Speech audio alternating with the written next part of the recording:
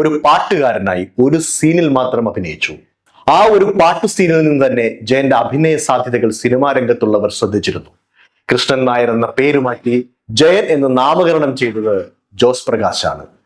ജയന്റെ അമ്മാവന്റെ മകളായിരുന്ന ചലച്ചിത്ര നടി ജയഭാരതിയുടെ റെക്കമെൻഡേഷനിൽ ഉമ്മറിന്റെ പകരക്കാരനായി ഹരിഹരൻ സംവിധാനം ചെയ്ത 1976 പുറത്തിറങ്ങിയ പഞ്ചമി എന്ന ചിത്രത്തിൽ പ്രേം നസീറിനൊപ്പം അഭിനയിക്കുന്നു.